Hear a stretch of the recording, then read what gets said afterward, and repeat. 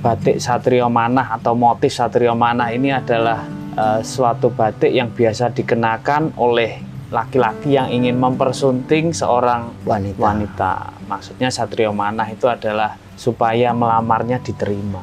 Bikin ini Kong, ini sekitar 1 bulan. Harganya berapa ini? Ini harganya 1,8 Kong, 1.800.000. Ukuran sekitar 2,5 meter. Ya 1 baju lah cukup untuk lengan panjang. 1.800.000.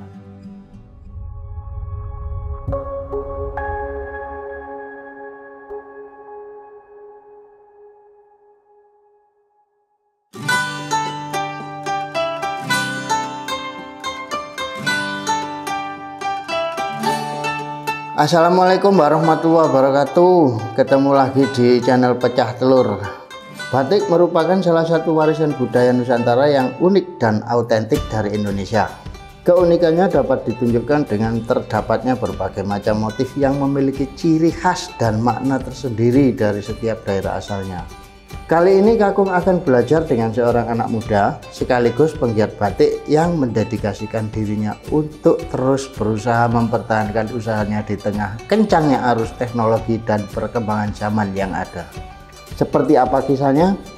Ikuti terus cerita Mbak Udi.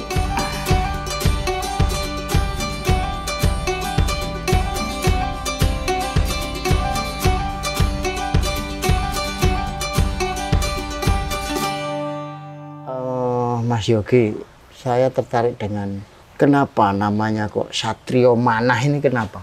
Ya, sebetulnya Satrio Manah ini merupakan suatu nama motif seperti kawung, sekar jagat, parang. Ini ada Satrio Manah namanya.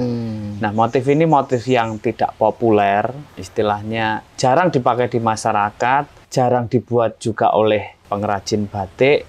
Filosofinya cukup bagus, jadi batik Satrio Manah atau motif Satrio Manah ini adalah suatu batik yang biasa dikenakan oleh laki-laki yang ingin mempersunting seorang wanita. Maksudnya Satrio Manah itu adalah supaya melamarnya diterima. Sejarah batiknya itu dimulai dari nenek saya. Dulu nenek saya itu tahun 75 itu keliling dari pasar ke pasar. Dulu ada pasar Wage, pasar Pon, pasar Legi kan gitu ya. Itu keliling bawanya batik. Karena nenek saya dulu itu anaknya banyak. Gimana caranya menambah penghasilan selain tani. Awalnya hanya berdagang, tidak produksi. Mulai tahun sekitar 95 kita baru produksi sendiri, Pak. Lama-kelamaan ya seperti ini. Tapi dulu pernah 98 dihantam oleh Krismon. Semua pembatik itu disebut tutup ya enggak, tapi disebut produksi juga enggak laku. Tahun 2002 ini kita dulu istilahnya dibina, diajak oleh pemerintah daerah, ayo kita bangun semua. Bukan hanya batik, tapi semua UKM.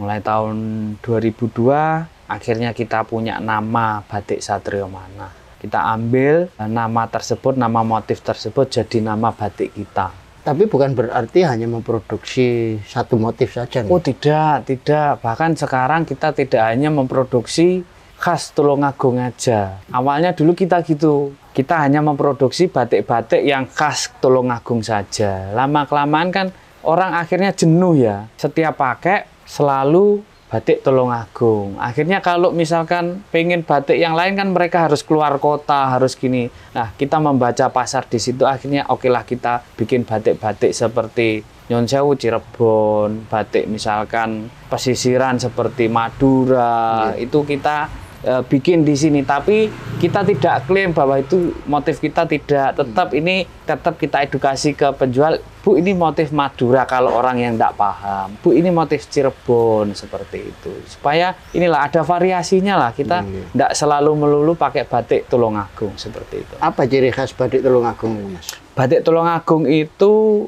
kalau dari segi motifnya flora, kebanyakan flora, bunga, daun, batang. Kalau dari segi warnanya warna gelap.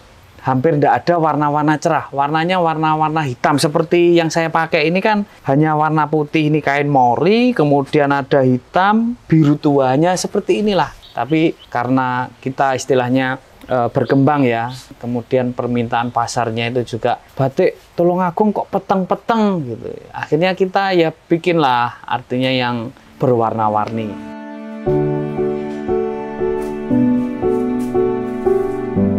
Nah, ini termasuk motif Satrio Manah dan pewarnaan Tulungagungan. Adanya cuman hitam, coklat, sama putih. Kalau di Tulungagung itu klasik.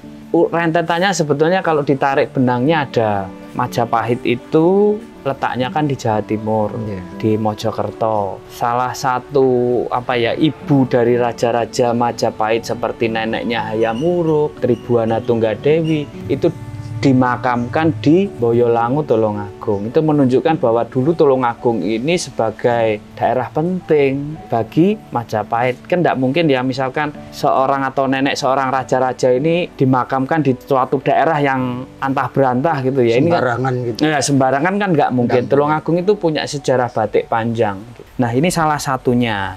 Di sini ada gambarnya, tentu ada anak panahnya, kemudian ada burung garudanya, kemudian ada larnya. Jadi ini memang simbol untuk orang itu memanah hati supaya lamarannya bisa diterima. Warna boleh berubah tapi motif jangan. Batik itu tidak bisa diartikan secara langsung gambar. Misalkan anak panah itu ya gambarnya seperti anak panah itu tidak. Terus burung itu digambarkan gambar burung ada kepala, ada sayapnya, itu bukan. Kadang itu hanya larnya saja, sayapnya saja yang digambarkan. Nah, itu menyimpulkan, nah kayak gini nih, ini kan hanya lar satu sisi. Lah ini sudah digambarkan burung. Kalau dalam batik itu gitu. Jadi simbol sebetulnya. Kenapa kok batik Tulungagung itu kok mirip sih sama batik misalkan Solo, Jogja gitu ya? Karena batik itu kan lekat dengan kerajaan dan keraton. Jadi kalau misalkan batik ini dikaitkan keraton dan kerajaan di Indonesia ini yang paling akhir kerajaan ya sampai sekarang yang berjalan Solo dan Jogja. Lainnya sudah tidak kan bentuk kerajaan, tidak bentuk kerajaan. Jadi yang jadi kiblat itu ya Solo Jogja. Tapi Nyon Sewu sejarah itu mengatakan bahwa asal mula batik ini dari Jawa Timur karena dari Majapahit itu tadi loh.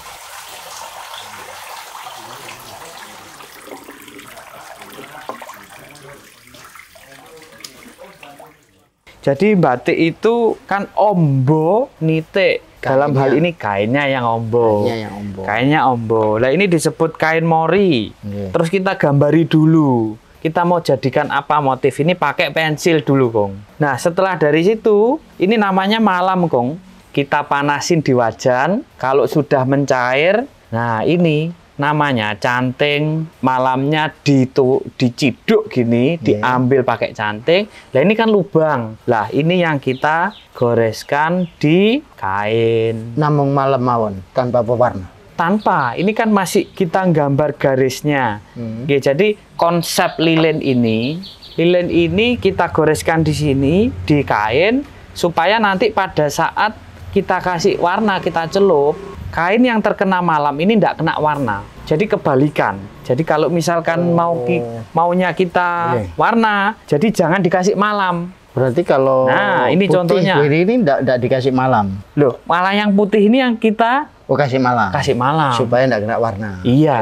Putihnya melendik-melendik banyak ini berarti goresnya satu-satu ini. Betul. Bikin ini, Kong. Ini sekitar 1 bulan. Harganya berapa ini, Kang? Ini harganya 1,8, Kong. 1.800.000. Ukuran sekitar 2,5 meter.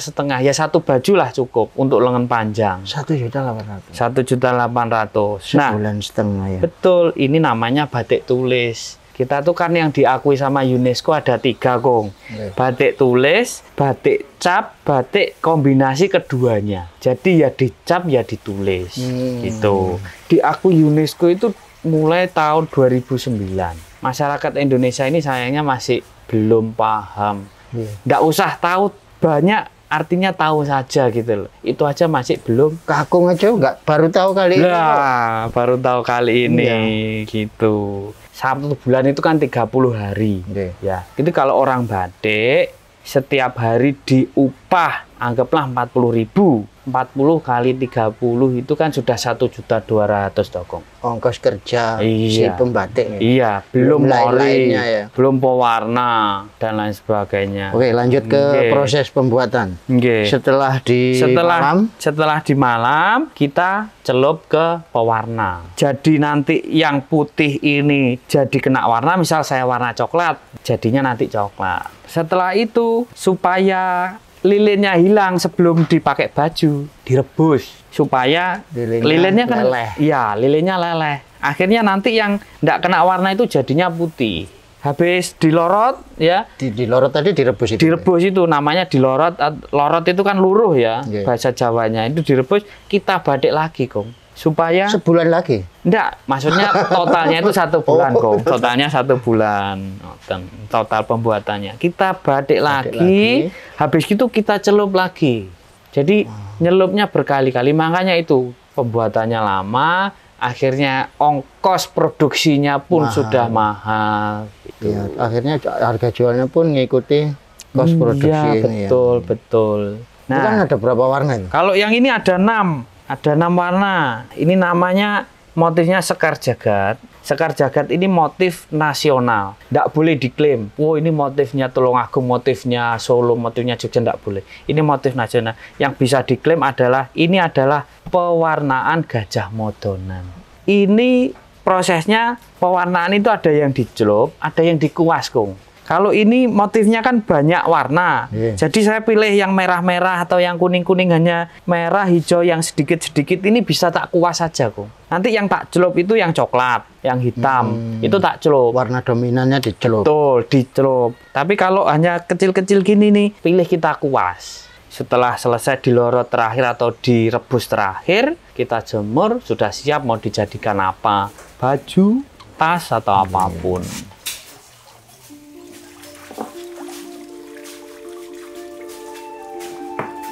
Kalau batik cap bedanya? Bedanya ini, Kong. Kalau kita kan kalau batik tulis, ini tuh harus ya titik ya kita titik gitu. Lah kalau batik cap, ini namanya cetakan cap. Ini bahannya dari tembaga. Bedanya kalau batik tulis, ini canting kita gini kan. Kalau batik cap ini ibarat wajan, wajannya kotak. Kita celupkan di wajan, terus kita pindahkan ke mori gini. Setelah ini diangkat, langsung jadi ada malamnya. Ini contoh batik cap.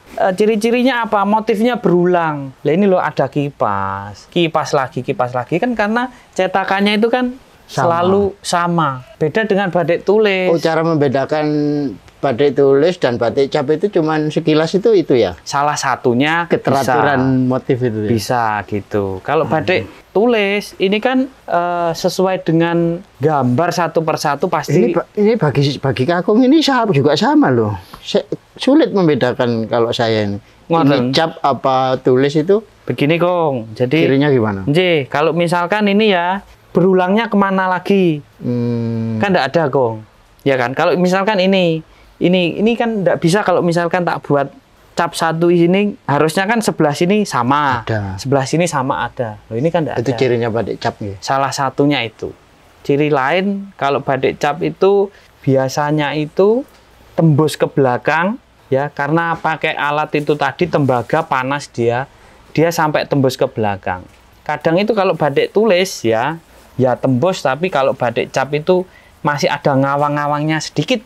Agak susah ini membedakan. Nah, itu kalau memang harus ini harus disentuh kan ya. Betul. Yang ahli. Harus. Kalau mata awam enggak kelihatan itu. Enggak kelihatan. Satu lagi, Mas. Ini kan asalnya putih ya. Ini ngeblok putih. Ya? Ngeblok putih. Ini salah satu ciri batik tulis bahwa warna yang hanya serambut-serambut ini adalah ciri khas batik tulis. Karena itu pada saat diremas, ya diremas kayak retak gitu. Iya. Jadi tadi kakung kalau sudah batik yang sudah ada malamnya tadi, kalau sebelum dicelupkan ke pewarna, ini diremas-remas begini, sehingga malamnya tadi retak-retak, ya malamnya itu retak, sehingga dia kemasukan warna sedikit. sedikit aja, enggak banyak, sehingga terlihat seperti retaan-retaan semacam ini. Nah, itu menjadi ciri khas batik tulis. Ya. Kalau enggak pakai malam kan enggak bisa ngeremes. Gitu. Ini malamnya dari apa ya, Mas? Bukan malam-malam yang ini bahannya baunya wangi gitu. Dari getah daun pinus, pohon pinus. Terus kemudian dari gajah hewan. Itu bahan utamanya. Mungkin ya campuran-campuran lainnya pasti ada. Ini kenapa kok coklat? Kalau yang ini untuk apa istilahnya menulis halus, ibaratnya bolpennya itu harus yang encer tapi tidak terlalu tidak terlalu kental. Kalau yang ini dipanaskan nanti jadinya kental, supaya untuk yang melebar-melebar. Jadi kayak gini, membatik antara titik ini harus pakai malam yang kuning. Nanti kalau membatik yang besar-besar pakai malamnya yang hitam. Yang ini lebih mahal karena lebih encer, juga bisa titiknya bisa halus. Kalau yang ini agak murah sedikit, istilahnya campuran getah pinusnya itu tidak banyak, sehingga biaya produksinya rendah.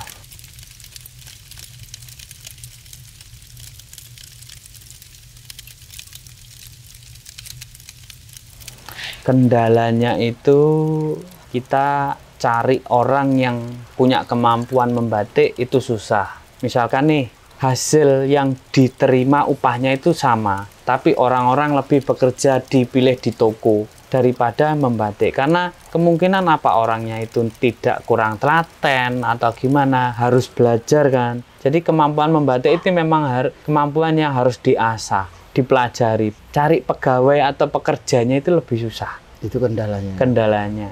Sama serbuan produk-produk Cina. Cina juga batik. Loh, jangan salah. Jadi gini, saya kembali lagi ke UNESCO, diakui oleh 3 ya. Ada batik tulis, batik cap dan tulis, kombinasi keduanya. Ada satu lagi kain motif batik. Jadi batik itu suatu proses meletakkan lilin ke kain. Jadi yang kain motif batik itu prosesnya sablon, Kong. Seperti nyablon kaos, tapi yang dioleskan itu tintanya adalah gambarnya batik. Jadi kainnya itu ya kain mori yang dipakai, prosesnya sablon. Jadi itu bukan batik, Kong. Nyun sewu, orang seperti orang awam, intinya gambarnya batik, ya itu batik. Ya. Itu hasil karya Indonesia. Ya, bukan seperti itu ternyata. Jadi kalau ada proses yang tidak pakai malam atau lilin, ya bukan batik. Kain bermotif batik, itu, Kong.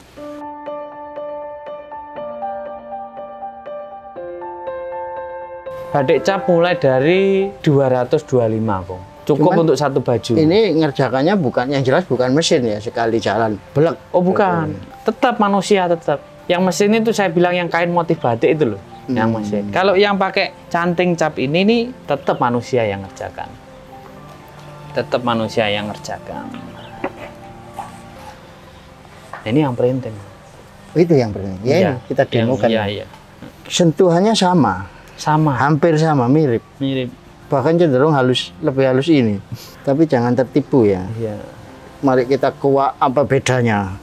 Motifnya teratur, sangat rapi. Ini kalau bikin kotak ya kayak print-printan ya. Kotaknya rapi gitu. Terlalu rapi. Jadi rapi. Bukan enggak humanis gitu. Orang kita nulis saya di kertas. Kita nulis saya. Itu kan lo berbeda-beda, ya kan? Lah ini kan terlalu rapi. Kayak gini nih pasti ditanda tanya ini kain motif batik. Itu yang pertama. Yang kedua kalau dibalik, warnanya kan ngawang, Kong. Dia tuh kayak masih nembusnya itu hanya separuh kain gitu. Nggak nembus ya? Iya.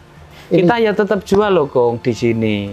Ini maksudnya kita tidak idealis. Ya sudah, yang ini tidak diakui UNESCO, tidak kita jual, tidak. Kita harus menghormati orang yang nyun sewu, budgetnya untuk beli batik itu masih di kain motif batik. Sebagai opsi gitu. Iya. Ini berapa harganya kalau gini? Ini harganya 95.000. Hancur wis. Iya. Ada lagi di bawahnya lagi ada 65.000 ada. Tapi ini mau tak naikkan, Kong, harganya. Kenapa gitu? Ternyata bahan baku batik ini bahannya itu impor semua, Kong. Pewarna impor India, Cina, Jerman, Jepang. Kain mori memang produksinya di Tulungagung. Kapasnya tapi impor dari Australia, dari Afrika, dari USA. Yang naik gitu. Itu ini apa ini? Ini. kita naikkan Ini harganya. produksi sendiri? Ya, produksi sendiri. Kita tetap produksi. Meskipun kain motif Berarti batik ini pakai mesin, Mas? tetap orang, tapi 2 orang ini bisa menghasilkan 5.000 meter. Karena prosesnya proses sablon, proses cepat. Tanpa ada malam ini tidak kena malam sama sekali kain ini. Ya persis sablon, kayak kita nyablon kaos, Kong. Penjualan kita juga harus jujur ke pelanggan. Artinya kalau kain motif batik, ya kita bilang kain motif batik. Tulis, ya kita bilang tulis. Larang ya larang. Iya. Murah ya murah. Gitu. Berbeda Nyon Sewu, berbeda dengan di pasar. Pasar yang khusus batik itu. Nah itu orang kebanyak tertipu di situ, Kong. Kita tidak tahu awam batik pengen beli oleh-oleh orang yang di rumah. Kita bilangnya, saya mau batik cap tulis. Dikasihnya batik kain motif batik ini. Dengan harga kain tulis. Nah, kan banyak.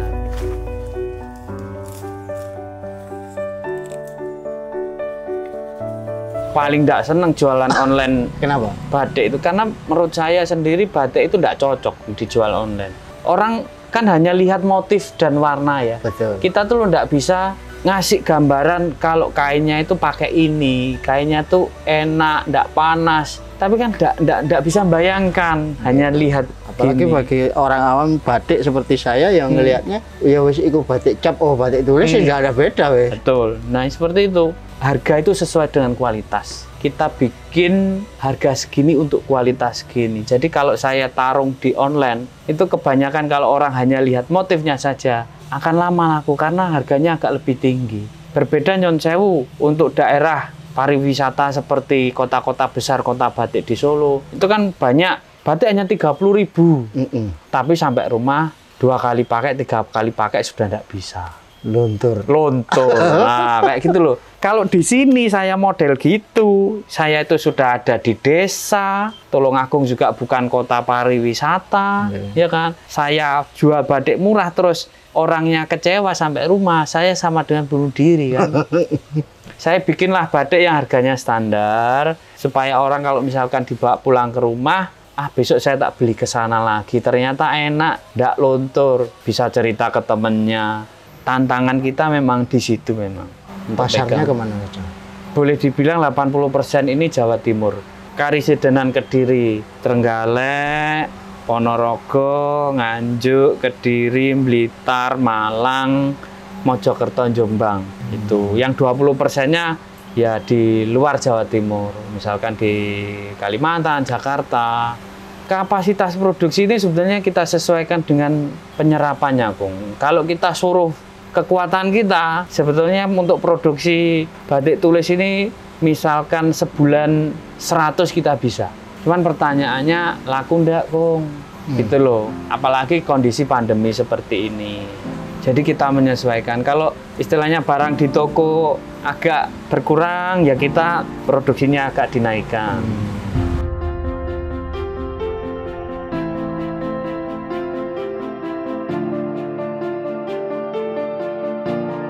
Motif atau corak yang paling diminati itu sing pundi? Kalau motif ya, paling diminati itu adalah motif-motif baru, motif kontemporer. Kalau yang dulu kan ada kawung, parang, sekar jagat, itu sudah mulai ditinggalkan. Orang-orang mungkin bosen ya, kadang dipakai itu seperti sarungnya mbahku dulu. Mbahkung, nah, kayak gitu kan. Iya. Jadi mereka tuh cari yang lain gitu. Nggak modis ya. Contohnya di kita itu ada motif namanya reok kendang. Reok kendangnya Tulungagung itu beda sama Ponorogo. Kita bikin ada yang namanya motif reok kendang. Motifnya memang ada gong, ada kendang. Kalau motif-motif gini nih ya yang minat yang sing sepuh-sepuh rasaku nggih. Ini malah anak muda, Kong. Masa ya? Oh, gitu. Yang istilahnya ya 30-an ke bawah lah. Kalau yang motif lama-lama itu hanya dipakai untuk seremonial. Acara pernikahan. Betul, acara nikahan, acara lamaran, midodaren. Itu memang sudah pakem.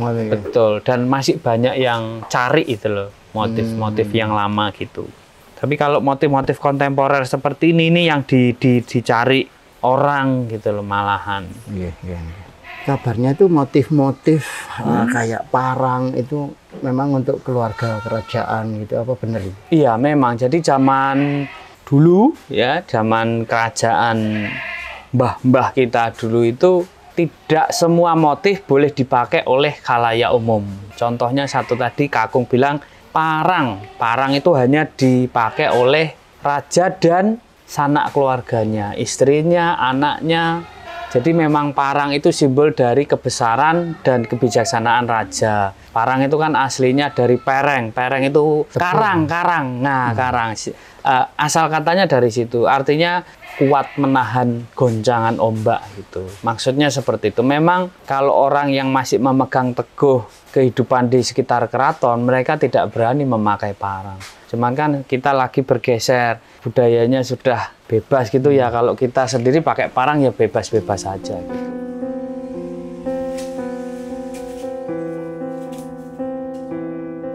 Kenapa harus kain mori?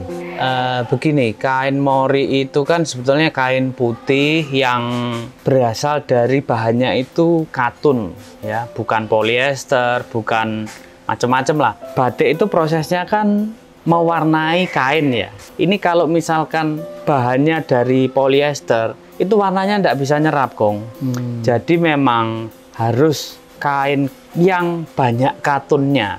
Sehingga nanti ketika kita warna, kita kunci warnanya, terus kita cuci, itu warnanya tertinggal di katun.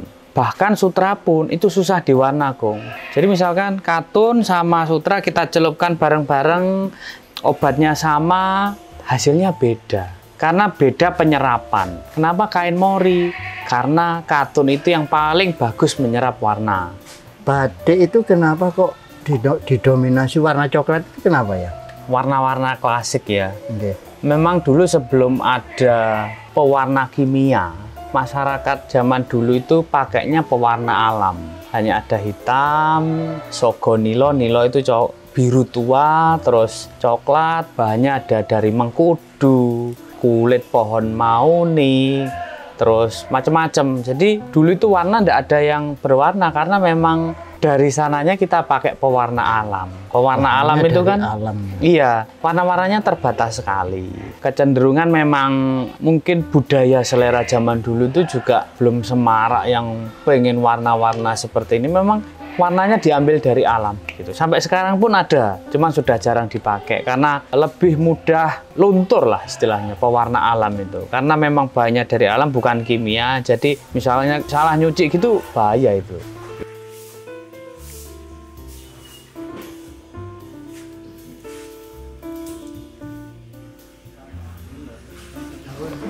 Hasil produksinya jenengan ini yang paling mahal itu apa, Mas?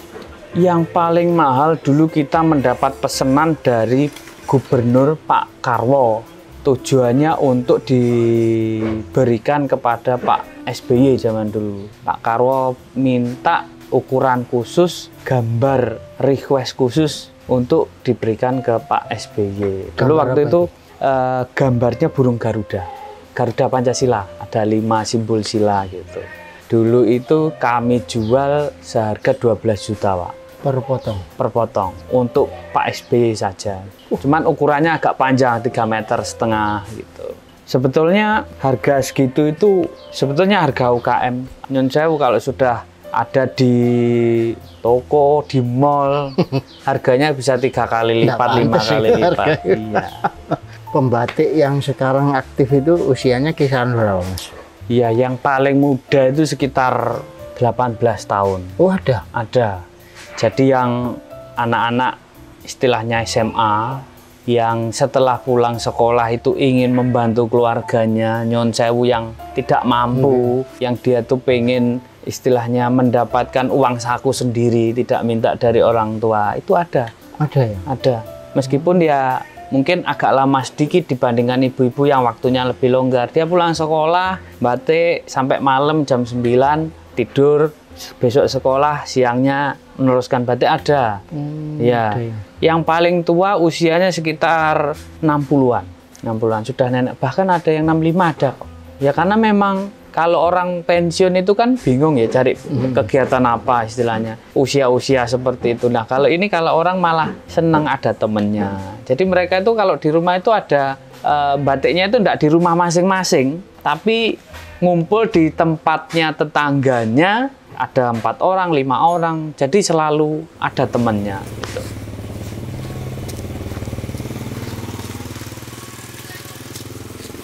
Yang utama itu kejujuran sama menepati janji. Itu yang paling penting dalam usaha ini, Kong. Saya ndak mau membohongi. Kami ini berada di desa, di kota Tulungagung yang bukan kota ramai. Jadi inginnya orang yang membeli batik di tempat kami ini nantinya akan kembali lagi, beli lagi. Ya. Kalau misalkan bagus, saya bilang bagus. Kalau batik tulis, saya bilang batik tulis. Batik cap, saya bilang batik cap. Saya tidak membohongi customer. Sama satu lagi, kalau ada orang pesan, saya selalu menepati janji.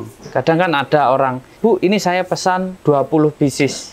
Seminggu jadi enggak? Dalam otak saya tidak bakal jadi, tapi saya iyakan saja supaya saya dapat order. Masalah customer nanti komplain urusan belakang lah, saya tidak mau seperti itu ya. Jadi ya kalau customer ini butuhnya cepat-cepat, kita edukasi ya, Bu, ini batiknya yang dipesan ini batik yang tingkatnya rumit, pembikinannya rumit tapi dipakai bagus, saya mohon waktu. Biasanya kalau customer itu diberikan edukasi semacam itu, mereka bisa terima. Kira-kira kalau ada kelompok atau perorangan anak-anak muda yang ingin belajar batik, kira-kira diterima, Mas? Monggo, saya bantu, saya fasilitasi. Ini loh, batik ini urutannya semacam ini. Kita dari dulu itu sudah menerima yang namanya batik untuk penelitian, skripsi, untuk tugas akhir dan banyak lain, ada tugas sekolah ini kita selalu open. Pun kalau misalkan mereka mau menekuni batik, saya mau bikin batik, gimana caranya? Monggo, saya persilahkan. Di sini saya terbuka lebar. Saya tidak takut kalian ini mungkin yang datang ke sini nanti akan jadi saingan saya tidak takut karena rezeki tidak akan tertukar. Siapa tahu nanti ada yang sukses, toh ilmunya yang dibagikan itu menjadi jariah. Betul.